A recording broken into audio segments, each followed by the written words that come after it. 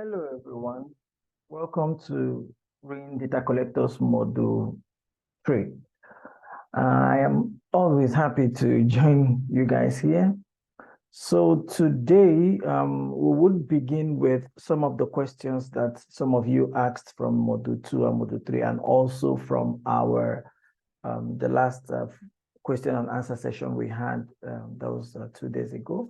Some of you asked some questions, and I noticed that there were certain things that were not clear. So I felt before we begin Module 3, I should also go through some of those things that are not, some of the questions, so that I should just explain a little bit.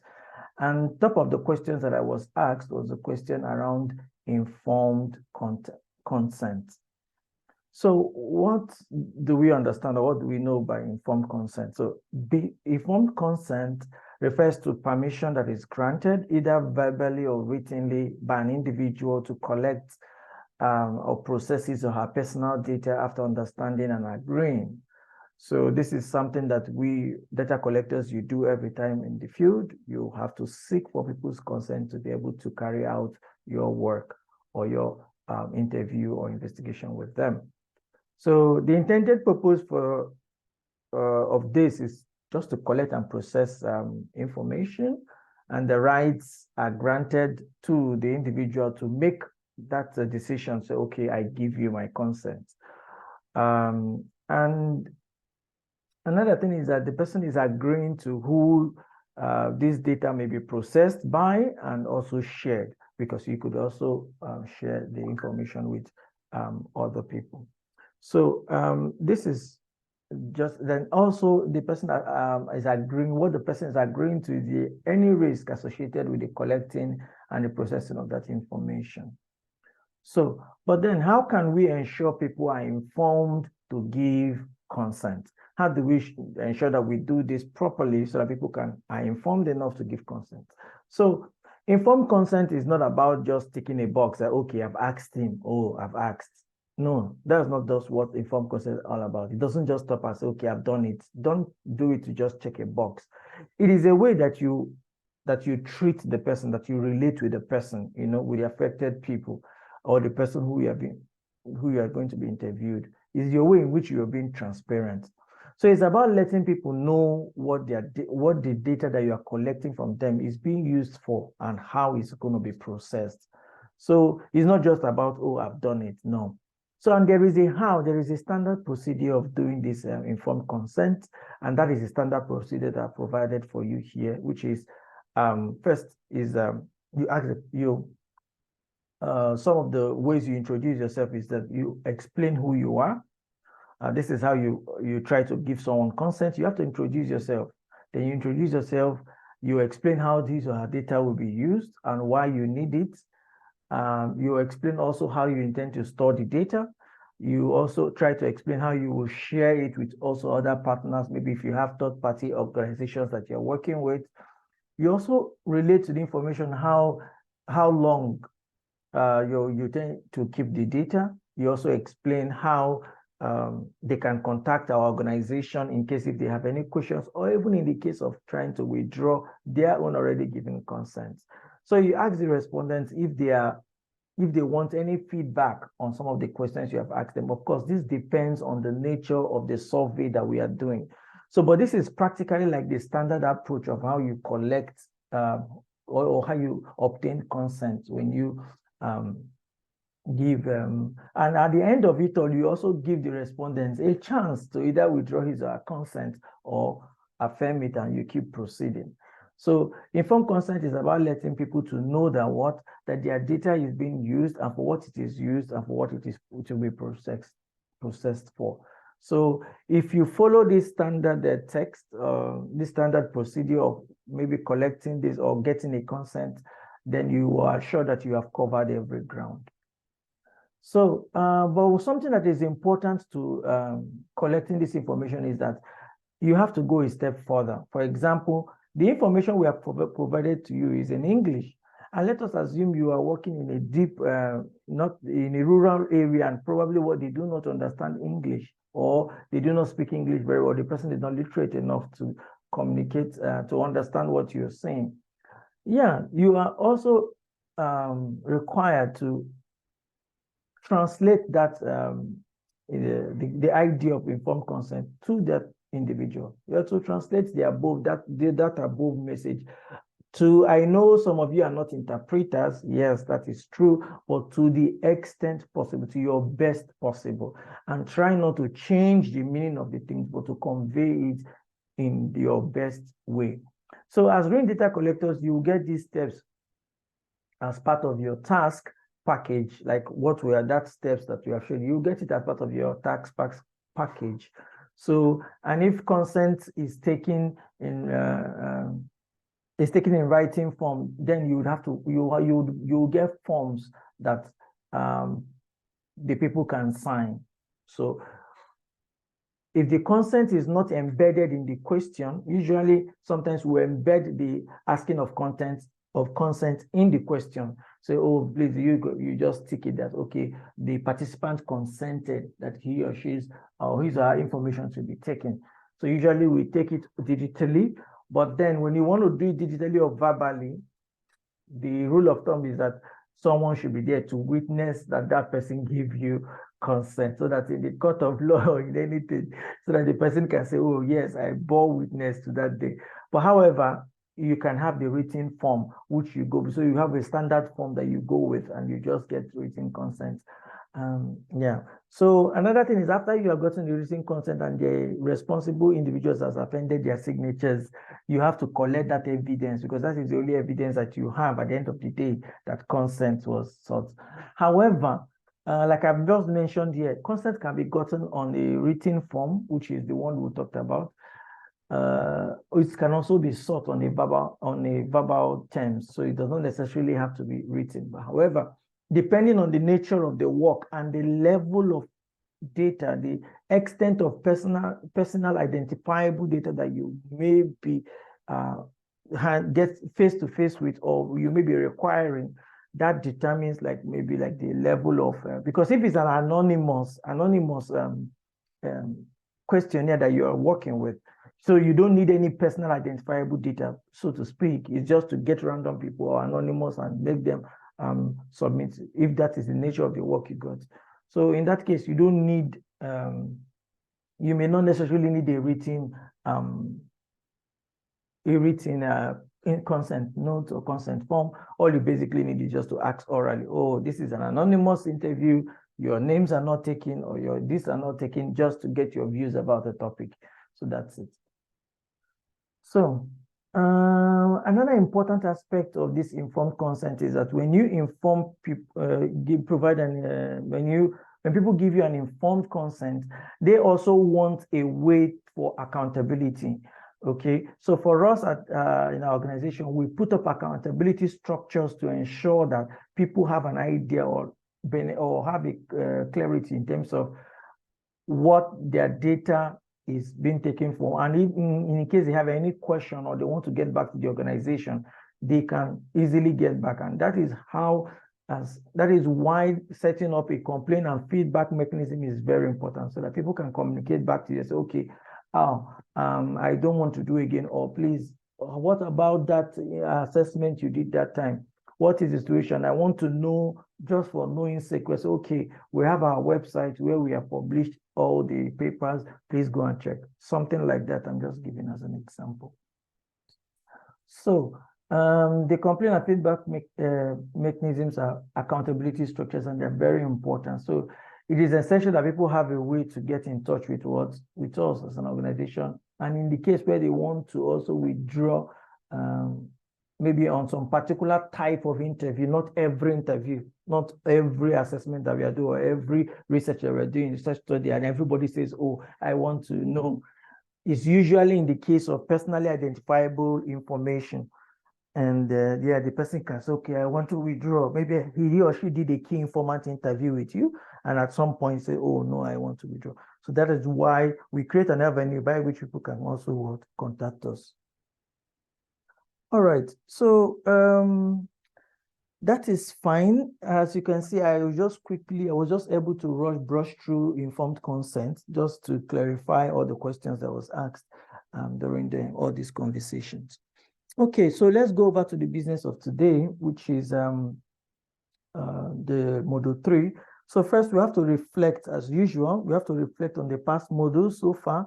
So from the first module we talked about disaggregated data and why that is important.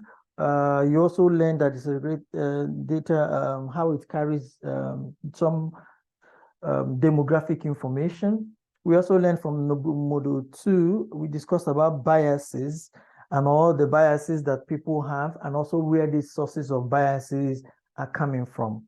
So we'll move a step further, and we go into reaching the unreached. We want to reach the unreached. So who are these unreached, and how do we reach them? So the outline is we'll go through disaggregated data for what purpose, leaving no one behind, and everyone's contribution matters, and it's humanity to be inclusive. Now, reaching the unreached.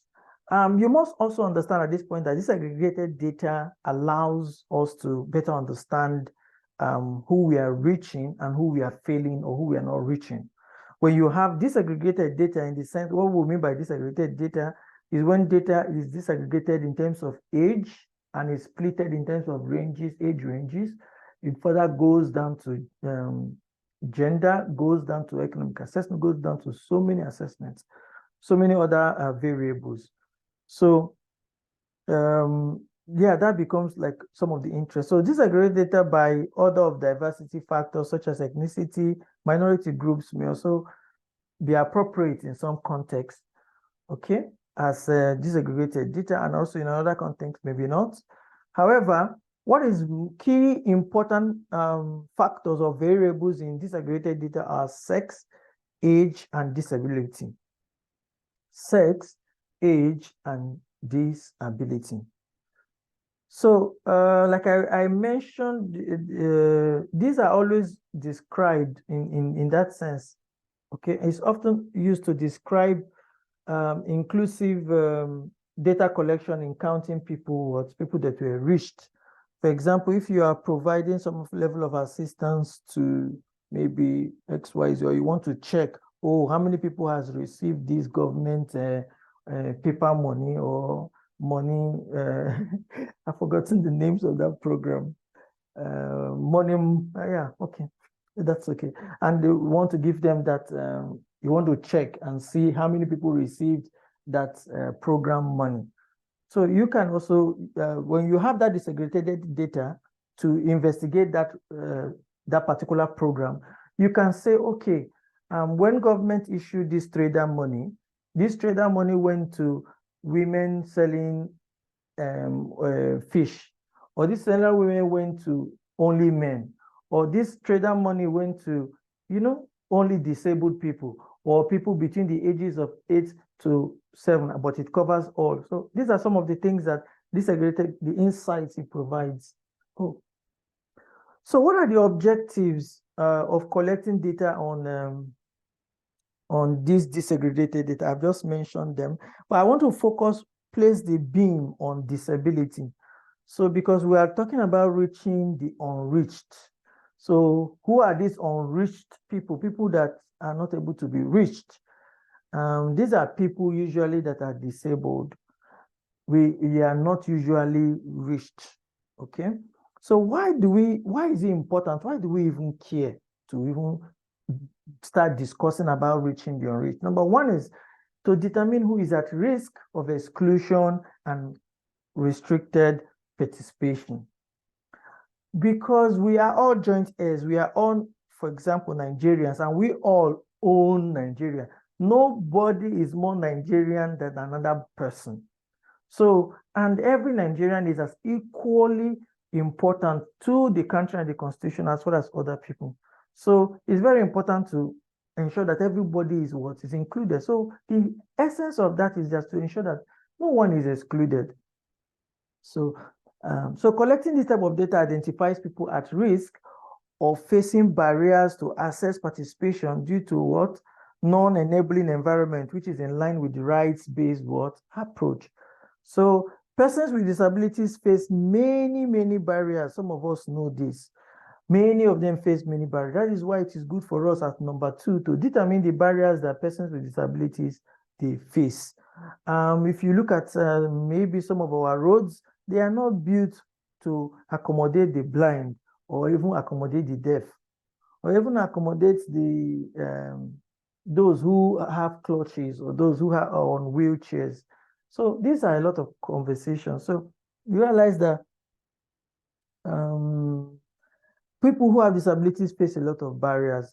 So another point is to determine who is in need of medical services and what type of services would be. So you can imagine the same thing also with some of these facilities or government or infrastructure. They are not built in a way that it accommodates like everyone. But so this is why it is important. And sometimes when you ask yourself, so why is it then important? It's because probably they are not showing in the data. Because if they are showing in the data that, oh, look, disabled people are here and they are not being taken consideration, due consideration is not taken to them. You know, these are some of the concerns. All right, so let's go to the UN. So the UN Convention on the Rights of Persons with Disabilities defines disability as an evolving concept, and that disability results from the interaction between persons with impairments and attitudinal and environmental barriers that hinders their full and effective participation in the society on an equal basis with others. So you see, this is something that is very important and big. For me, I think it is very important as data collectors that we are aware of these gaps that exist. And we are also remorseful and empathic enough, and also make deliberate effort in ensuring that we bring in people, those people who are oftentimes neglected, or, you know, bring them in. So that is why it's very important.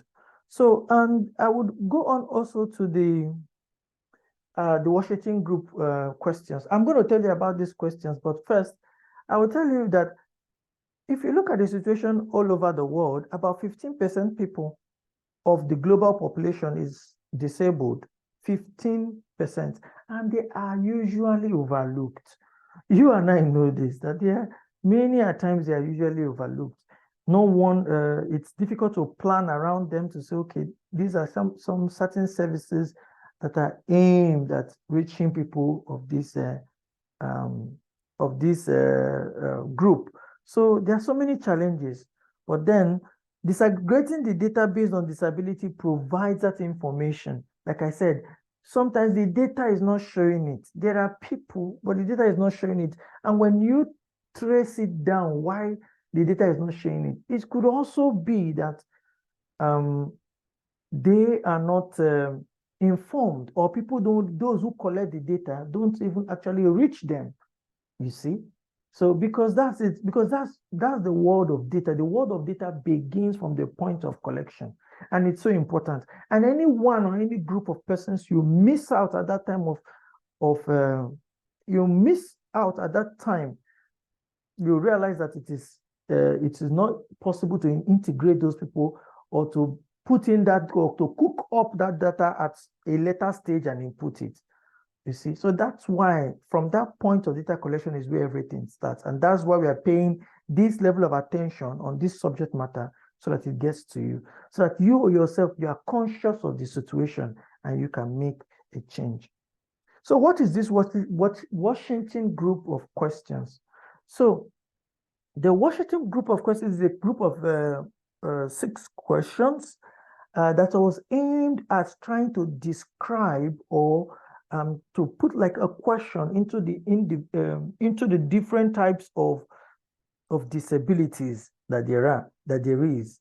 So the approach have been adopted by many organizations, and what it successfully did was to define or group 6 questions, okay, asking individuals to describe themselves based on 6 functional areas. And what are these 6 functional areas?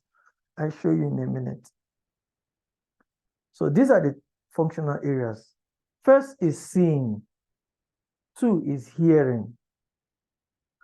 Then 3 is walking or climbing, remembering, concentrating, self-care, and communicating good. Communicating or being understood. So you see, these are the first questions. So the 6 questions of that Washington group. So the idea of these 6 questions is that the questions are prepared and organized in such a way that it is very relatable and very appealing and very concerning, or the approach is better in terms of how you ask the questions for disability. You don't just go to someone and tell the person, oh, are you blind? Let me do. But you are different. You know, that's not how it's done.